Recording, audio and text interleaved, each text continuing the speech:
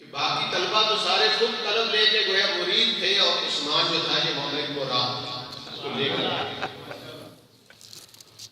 اور اللہ نے اس کے ذریعے پھر یہاں جو رونق لگائی ہے الحمدللہ، خوب محنت کرتے ہیں۔ یکدم نہیں یہ اتنی بڑی بستی بن جایا کرتی ہے، خوبصورت منظر ایسے نہیں، اس نے بھی بیچارے نے یہاں ابھی 10-15 سال تو خوب کپائے، کبھی شہر کے کسی محلے میں، کبھی مکان کرائے پہ لے کر، کبھی کسی اور مسجد میں، کبھی اب چلتے چلتے کچھ منظر سامنے دکھائی دینے لگا ہے۔ اس کو قرآن نے کہا ہے یعجب الزراع لیغیظ بهم الکفار۔ کسان جب کھیتی بوتا ہے اور اس پہ پھل آتا ہے، ایک کسی ذمہ دار میں پوچھو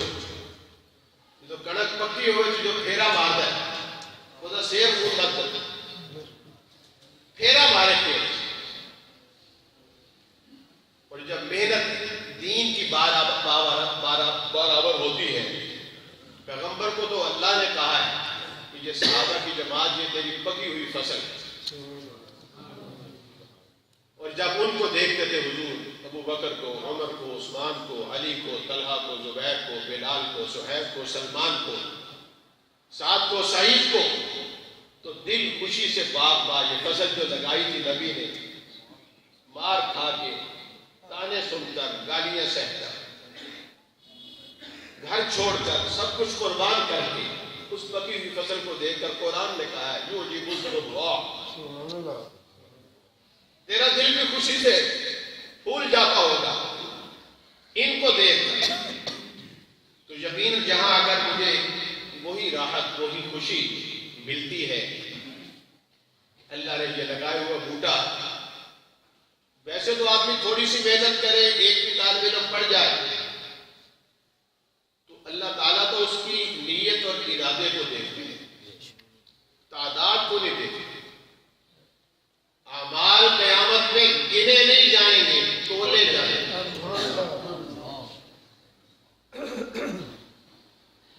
اور حضور نے فرمایا ابو بکر میں نے خواب میں دیکھا ایک ترازو آسمان سے اتری، ایک پلڑے میں تجھے کھڑا کیا گیا، دوسری میں ساری امت کو ڈالا گیا، تیرا وزن سب سے زیادہ،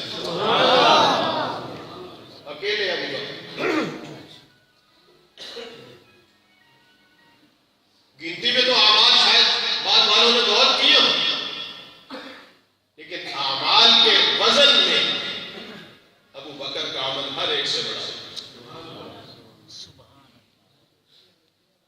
لیکن اگر ظاہر میں بھی اللہ کسی کی محنت کو پھل لگا دے،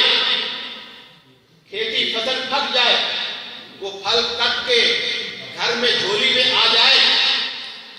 تو یہ بھی ایک اللہ تعالیٰ کی طرف سے انعام ہے، اس کی رحمت ہے۔ وہ خیر مما یجمعون، تم جو سونے چاندی کے ڈھیر لگانا چاہتے ہو یہ ان سے سب سے زیادہ خیر ہے۔